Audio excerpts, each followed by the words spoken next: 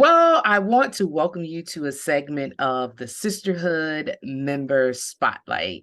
And I am your host, Mika Davies, the founder of Sisterhood University, where it started with a woman saying, I feel like women's voices are disappearing.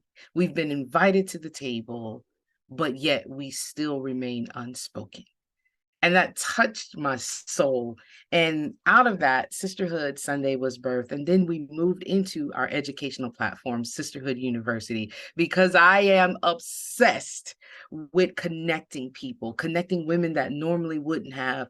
And we offer quarterly conferences for business women as well as professional career women to come together, not just to network, but to connect and to collaborate. And then we offer educational resources along with access to experts. And once a month, we have Sisterhood Live. And in the description, you will find our next Sisterhood Live. But I'm going to stop talking because I love to talk. But we are going to get right in with our newest member, Dr. Leona Allen. How are you, Dr. Leona? Hey, I'm doing great. I'm glad to be I, here. I am so excited to have you on because I love pulling people out of their shell. And we were sitting at a conference that we both were speaking at, and we were sitting at the table, and you were sitting there quiet and just listening. And I'm that child that always got in trouble for talking too much in school. And so now I'm getting paid to talk. And I Yeah, just I struck up a know. conversation and got your information, and I made a promise to you. I said, I'm not just asking you for this, but I'm really going to reach out to you, and I did. And And I'm you so did. glad that I did. Me too. Me too. So, Dr. Leona, I want to take people on this journey of our new members so they can get to know who you are as a person, as a businesswoman, as an entrepreneur, and as a mom. So, can you kind of talk to us about your journey as a businesswoman? Like, what do you do? And why did you even decide to pursue that route? What inspired it? Well, for starters, I am a licensed chiropractor. I'm a natural health care practitioner. I was an engineer, so I got all the degrees and, I was very good in school and started a business in 2003. But I'm listening to your introduction, how we met, and you were talking about how, I was just sitting quietly, just observing and just really absorbing the environment. And when I was thinking about my life as a business owner, and I hope this answers your question, but I think it's important because, you're very outgoing. And like you said, I would sit quietly. But what I realized about myself is as being a business owner, I had to learn how to do that with the type of personality I was. Because we think that a lot of businesspreneurs, that's a nice catchy word, entrepreneurs, they're outgoing, they're movers and shakers, they can just talk to anybody in the world. But listening, I was like, you know what? Us quiet people, us reserved people, us introverts, we can be successful business people as well. So, maybe that's the women that are in the group or listening to this can think if they're like, think they have to be a huge people person, an extrovert to be successful in business. I could be an example that it is possible by being who you are and really knowing what your gifts are. And that's what I learned to do as I evolved. The things that I do, I love to do. I love to research. I love to help people get healthier. I love to understand how things work. I like to explore new things. So I was able to use those aspects of myself to build my business. I absolutely like this took a whole turn that I didn't even think it was going to take. I am so glad that you brought that out. I don't think I've ever really explored the introvert versus the extrovert entrepreneur. So let's go back and let's dig a little deeper. So let's talk about Leona as the engineer and how you got from engineering to becoming a doctor and what did that look like being an introvert in business? Well, I became an engineer because, going through school, I got the good grades, and that was just the right thing to do. Get a good job with benefits. So why not? So me being pretty good in school, I was like, let me pick one of the toughest curriculums out there to tackle. And I was like, let's do engineering. Because at the time I looked into attorney, being a lawyer or a doctor, and I said, let me just be an engineer. But it wasn't for purpose reasons. It was really for, hey, I think I can do this. I'm smart enough and it'll be a good job with benefits. And I did get the good job with benefits. And that lasted about 4 years. I worked for Ford Motor Company and for 4 years. And then real soon after that, I was like, I don't know if I can do this for 30 years or wherever, how long it takes to retire. It just wasn't fitting my spirit. So my true purpose was what I really enjoyed was how the body works. I loved health. I love fitness. I played sports in school. So I've always been fascinated with health and wellness in a way, but I never thought I'd be a health and wellness doctor until I realized this is not what I can do for the rest of my life.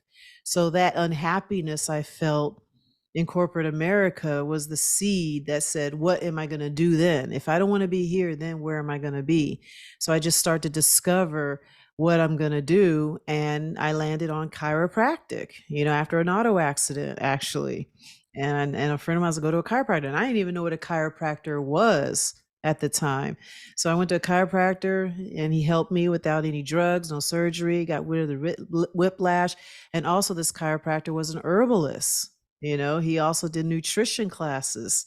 So I was like, this is nice. You can help them physically and chemically, biologically, naturally. And that's when I knew this is what I'm going to do. So fast forward, I resigned from Ford, got my applications to various chiropractic colleges, got approved to Life University in Georgia. I was in Michigan at the time, moved to Georgia and pursued that dream. And here I am. And it's just evolved to creating a business based on who I am and what I love to do. And I will never regret that decision I made in 1998. Okay, so we're going to get into what you do, which is absolutely amazing. And you're also an author, and we'll talk about the book as well and how people can get the book. Let's talk about making that decision.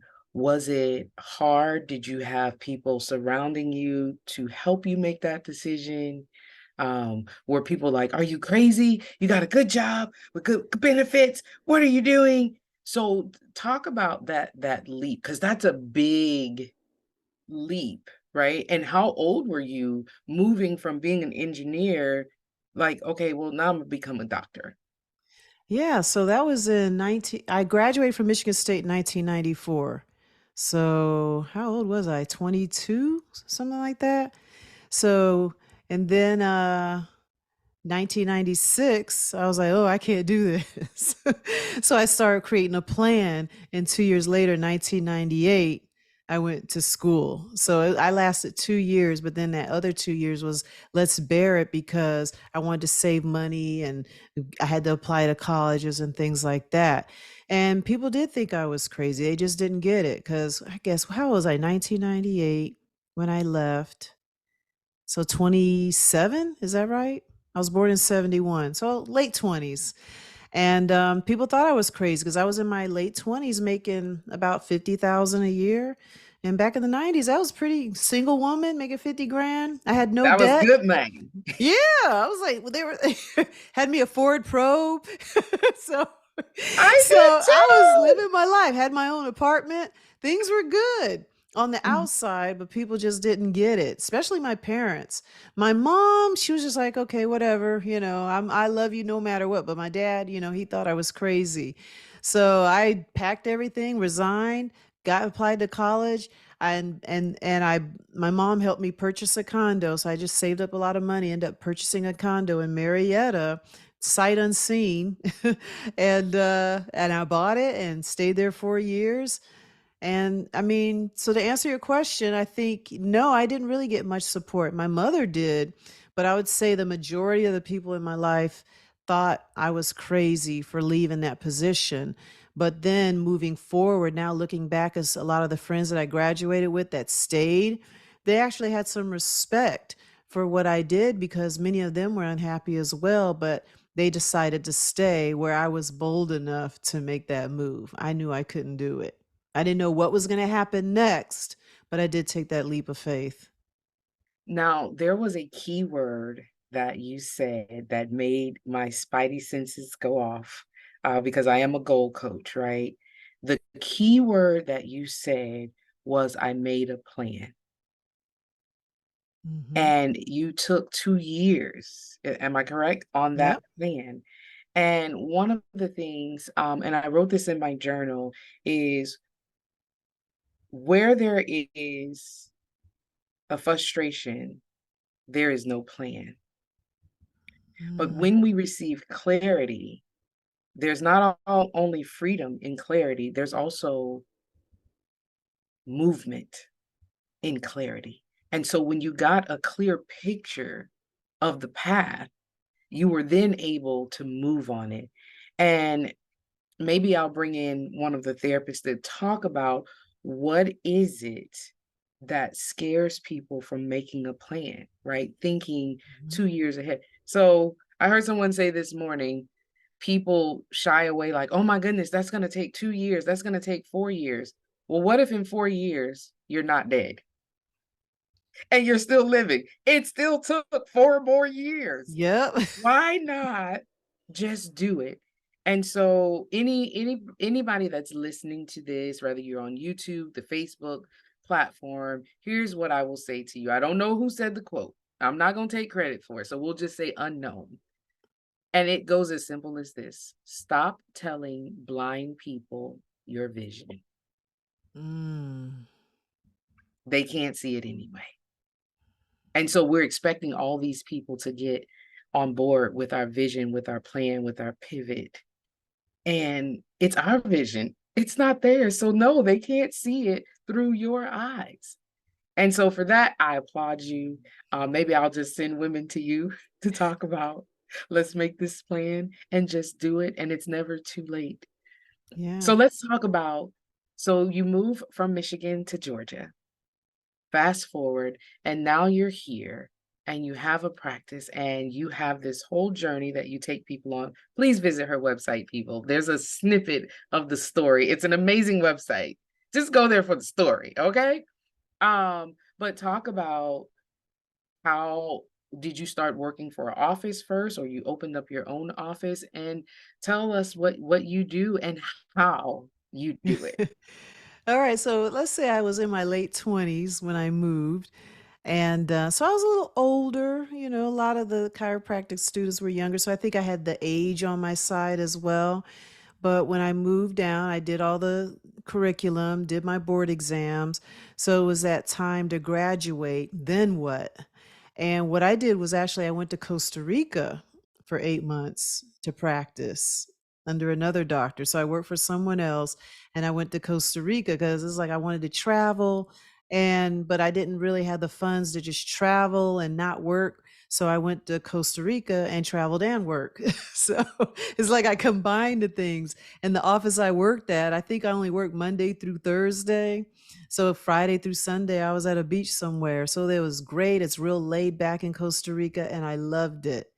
So I stayed there for 8 months and just really experienced the things that I loved.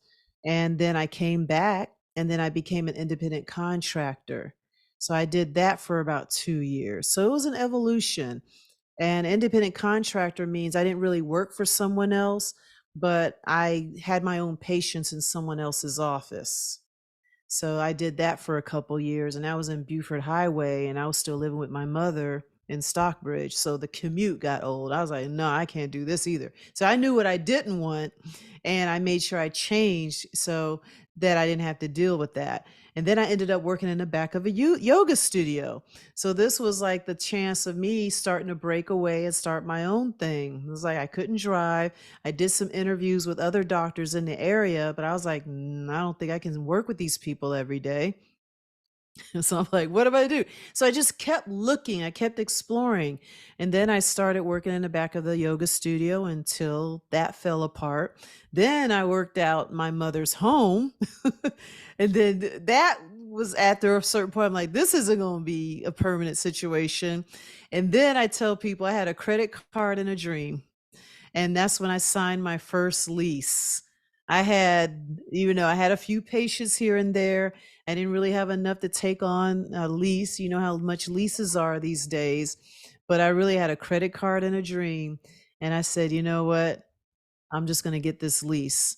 And I've been in that building for almost 20 years now. Oh, So wow. yeah, so 20 years later, so 98, yeah, wait, 98. I graduated in 2001 and started working for myself in 2003-ish, 2004.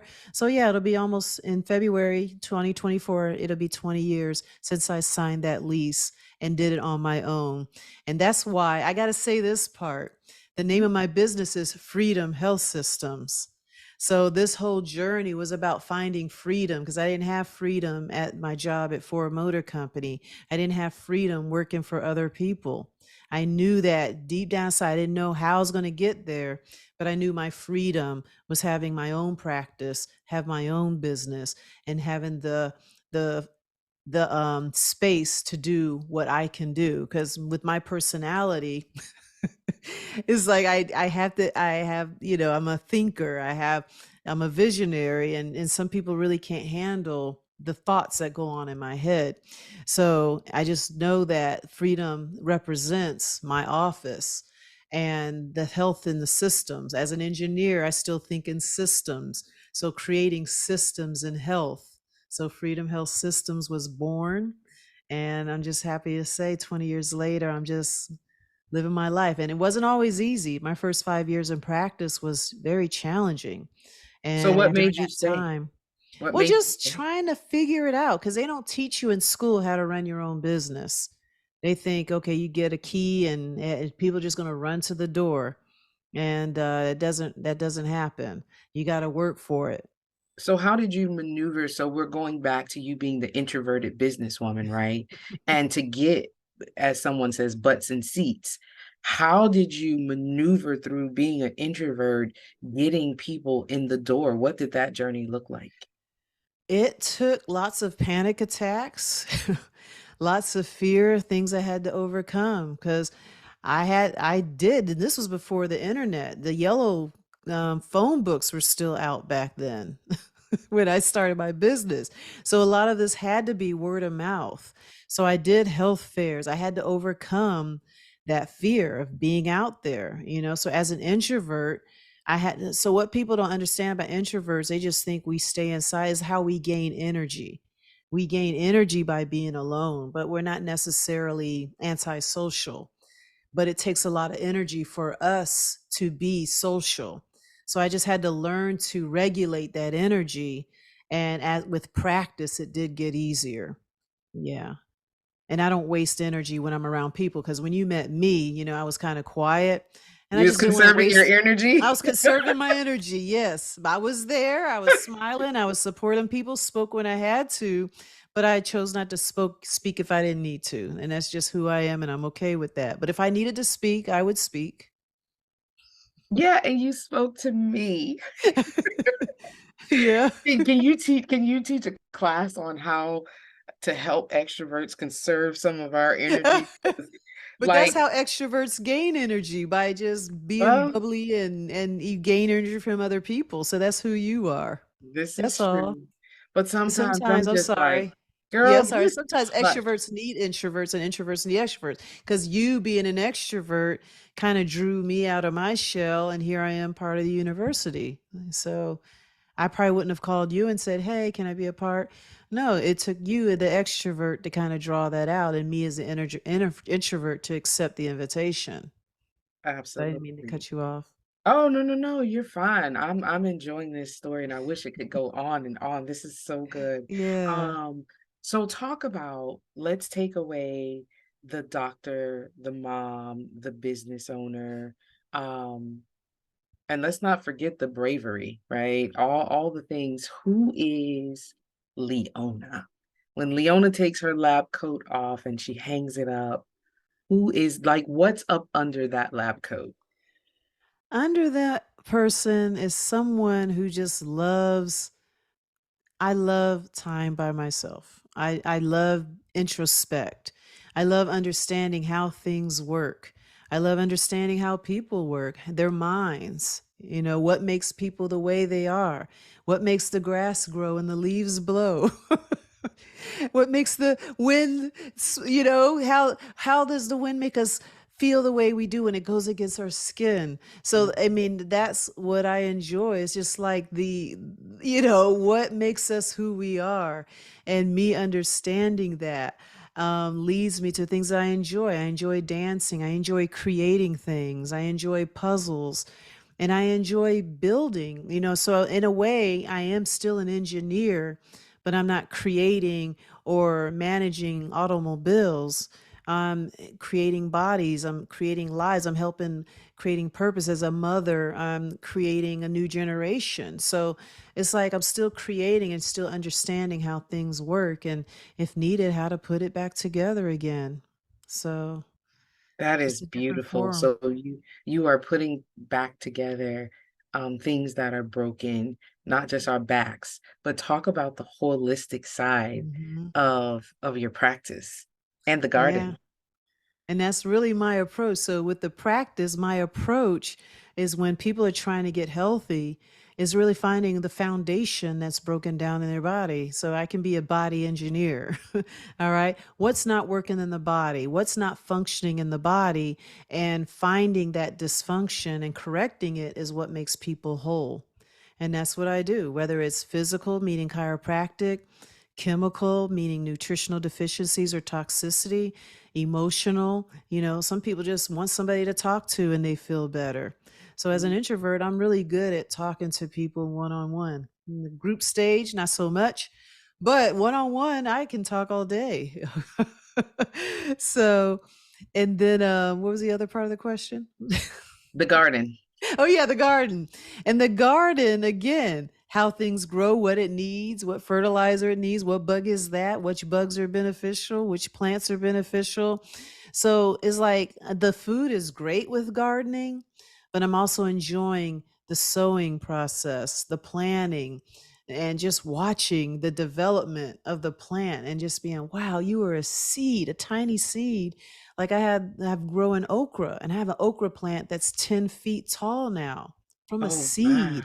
Okay, And you're that's gonna have how to I take a see picture life. of that and put it in I the need group. to. I Yes. am. I was like, I need to take a picture of that 10-foot okra. It's amazing. But the thing is, I just see every time I garden, it's my form of meditation.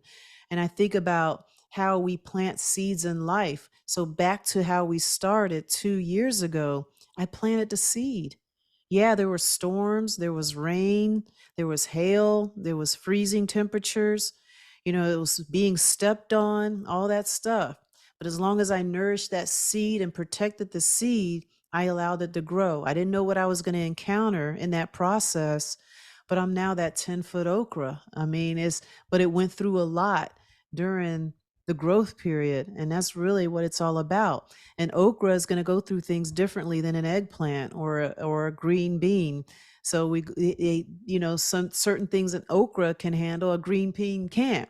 But I'm an okra. Well, I never called myself an okra before, but I think you get the point. The seed, I had to nourish it the way who I am. We're not all the same vegetable. We're not all the same fruit. We're all different. And we got to nourish ourselves based on who we are and what we need. That was so beautifully said. And I think the revelation I got out of that is we also have to be mindful of the seeds that we plant in certain seasons. And so the seed I planted for the engineering, right? The Mm-hmm. way I nurtured that is going to be very different than the seed I planted in becoming a chiropractor. And so, ladies, if you're listening, I hope that touches your soul because it touched my soul. And we get frustrated like that. You just opened up a whole new portal in my brain, Dr. Leona. I like to call it, you just opened the sunroof of my brain. Okay. All right. That's a whole, I mean, that's a lesson Mm-hmm. that we have to be mindful of the seeds we're sowing because what it took to grow something else in your life. And that may be why we're stuck sometimes because what it took to fertilize and grow the okra, the eggplant is sitting there with his big old fat self. Like, Mm-hmm. yeah, that's not working for me. And so Exactly. let's check. how we are nurturing that particular seed, which is, like you said, Dr. Leona, is going back to study the season that you're in. And I think a lot of us get hung up in um even when it comes to I'll just use, okay, we'll talk about reading books or reading the Bible, right? People will say, well, I don't even know where to start in the Bible. Well, what season are you in? Mm-hmm. And we won't just stop at the Bible. Whatever season you're in, that is where you go to get the nutrients. If you're sad, okay, let's start researching, how do I get out of this? If you're stuck, if you are having anxiety, you talked about anxiety, Dr. Leona. Um, Me and a girlfriend had lunch today, and we were talking about the anxiety we feel now when I'm in a crowd, or when people are in line and they're too close to me and I'm panicking. And I'm like, I think a lot of us are suffering from pandemic PST, uh PTSD. thank you, PTSD, right? Because we were in the house for 2 years and we were told to social distance, and now we have to do the work to get back social and get back outside and rid ourselves of that anxiety by, like you said, getting outside and letting the wind hit us in the face, maybe just starting there versus a concert. Anyway, I told you I love to talk, and you just opened the sunroof of my brain. We're gonna get back to you, ma'am. Let's Yeah. talk about this good book that you have. Tell the people. Yes, I had my Tell first the book was congregation. my first book was released in 2015, and it's called A Journey to Healing: 5 Stages to Achieving More Freedom in Your Health and Your Life. And that book was written based on my health journey because I didn't really talk about this part, but about after the birth of my second child, he was 1, and it was 2012. And this was around my 41st birthday. I was 80 pounds overweight. And this is somebody who's like, I'm brilliant. And I'm like, how can I'm like, how can I not avoid this, right? So it took a different kind of introspect to really understand, how did I get this way? And it was beyond diet and exercise. So I don't want to get into that. That's a whole different level. So buy the book if you want to learn more about how I lost 80 pounds. It's a journeytohealingbook.com, and it's also available on Amazon. But that was really about the journey to healing and the stages that we all go through in order to heal. And I used a lot of business strategies because I'm a reader and a researcher. So I've studied a lot of business and self development books, and I applied a lot of those principles into healing as well. Because it's not just about finding that magic diet plan or anything like that. It's a lifestyle, and it's about choices and really getting to the root of the weight gain. So that's what that book is about. And my second book is called Freedom in Chains: How to, what was the subtitle? Uh, hold on, let me cheat. Using the power of truth to break the bondage of lies in your Show it life. to us. I see it back there. Bring Okay, it on yeah. camera. Yeah, so this is my second book. All right, Freedom in Chains. So this was more of my spiritual journey. So what happens is, as your seed grows, we try to find something that works all the time. But what worked for me in my 40s, okay, it worked great. And then in my 50s, I released that book, Freedom in Chains, and that was more of my spiritual healing. And again, I reached another level of health and awareness. So I'm just saying, we just got to kind of go with the flow, but a lot of us remain stuck because we're planting the seed in the wrong place, or maybe the wrong seed, so sometimes, or this, every crop has its season. So it's Mm. time to, I had to pull out crops, okay, at some time. So that book was Talk really about about the that. stuff I had to pull out of my life. Talk about Yeah. that. Talk about pulling out the things we planted that were good, right? But may not be Hmm. for that season. Talk about that. Yeah. So, oh my goodness. Like, just relationships, I got divorced around that time. Friendships I had to get rid of around that time. Certain responsibilities, habits, just some bad habits that I had to get rid of. The way I was handling emotional issues. I mean, believe it or not, even though I'm an introvert, I had anger issues. So I could be very mild, but if you just keep poking. Rah, there here goes the typewriter across the room. Okay. So it's like, Oh, so well, I you said had some of that typewriter, true knuckity story. buck in you. True story. So if the person's, it's a women's group, so that person probably won't hear that one. But I'm just but I'm just saying, the anger and I think the more if anger was more mad at myself and a lot of the resentment and the regret that I had. So even though I was moving forward, even though I was achieving my dreams and accomplishing a lot of goals and did a lot of things a lot of people won't do, I was still mad at myself for a lot of things too. I was still unhappy with what I've been able to accomplish. So there was like some healing I had to get through with that frustration, that regret. So Freedom in Chains, I talk about, that's more my spiritual book, where freedom means something. F is forgive yourself first. R is renew your mind. I hope I can remember these. E was expect the unexpected, because things happen in life. I lost my mother, I've lost my dad. So, it was at the point I wasn't only pulling out things were just being taken from me. All right. Mhm. Bankruptcies, I went through that. So there's a lot of things that I went through. Um, so expect the unexpected. Oh my goodness, here we go. When we get our book after we write it, we're like, okay, forgive yourself first. R is renew your mind. E is expose the lies. So all the lies Mhm. that I've told myself. So a lot of things is like sometimes it's not just ripping out physical things in relationships. There was thoughts of myself I had to remove that wouldn't let me move forward. So what I had got me to a certain point in my 40s, but it took a lot of these aspects that got me to the emotional health where I'm at the point where I'm not angry. Yeah, I'm hard on myself and I push myself, but I'm not angry at myself. I don't have those flare ups like I used to. And then the other E is expect the unexpected and then discover the truth. So after you rip out those things in your life, you got to replace it with the truth. And that came from scripture. So this is when my relationship with God got real strong because it was like I've been depending on the degrees, the careers, the relationships. But at the end of the day, it was like the truth, which is his word. And that's when I started reading the Bible and scripture and applying what he says and overcoming the enemy. He always tried to attack us when we're trying to do well. So learning to overcome that and not let him defeat me, and then mastering the process because that's life. We're going to have setbacks, we're going to have doubts, we're going to have fears, but just knowing that where your truth is and where you stand and who your father is and who your creator is, that's what keeps me on a strong foundation. That is now my rock. And that's what makes that's a part of all my decisions now moving forward without relying on my own power, which I did for many years. I love it. That's a book that I need like right now.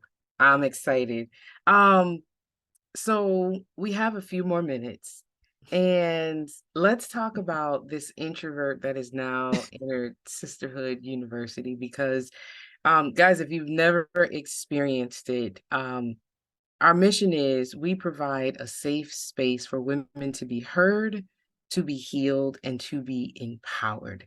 And the most beautiful thing that people have ever said, and it's consistent, they come to me and they say, I felt heard, but most of all, I felt safe in this space. It Mhm. wasn't cliquish, it wasn't, people not wanting to speak to you and talk to you.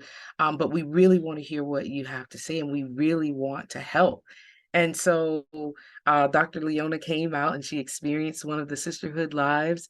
And so, what inspired you to join Sisterhood University after experiencing one of our monthly Sisterhood lives? Well, I was thankful for the invitation, and the time was right. I had no other plans. And when I say I'm going to do something, I typically do it. You try to talk yourself out of stuff, but I'm not that kind of person. That's the thing. It's like things go in our head, but we have to do what's right. And I'm glad I did it. The women were amazing. And the fact that I'm glad that my first experience was at like a herb shop. Like, woo, I'm already at home, because woman that hosted it, we had a lot in common. And I was in disconnecting with her, and then hearing the other stories. I just knew I was in the right place. It was like women that were living on purpose. And I know, I just felt good. Like I said, as an introvert, I'm high on how I feel around people, and I didn't feel uncomfortable. I didn't feel uneasy, because if it was around a lot of women I couldn't be around and my body was couldn't take it, it would tell me and I'd be out of there. So it just You listen felt to your right. Yeah. body. That's As an good. introvert, we're very sensitive to our environment, and the environment felt good, and that shop smelled good. And I spent lots of money on oils, and not oils, teas and soaps. And I had a good Yeah. time.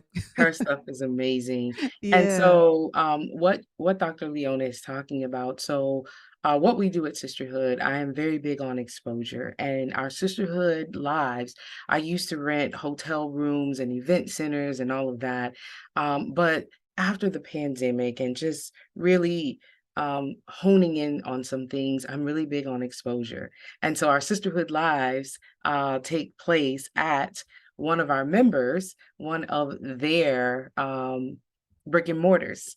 And so next month, Dr. Leona will be hosting a Sisterhood Live at her facility, and we're super excited. And so that information will be below. It will be on October 15th, so mark your calendars.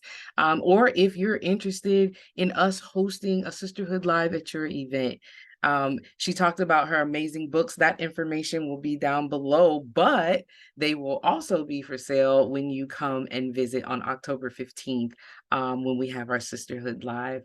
Dr. Leona, thank you so much for coming on. This is our member spotlight, where she was able to be vulnerable and be open and share her story. And we really hope that something you heard will touch your life to want to know more. Dr. Leona, before we close out, how can people get in contact with you if they need their back cracked or their souls healed?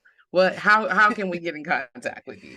Everything that you need to know is on my website, drleona.com, drleona.com. And there they'll find links to more information, my social media handles, and all that good stuff. drleona.com.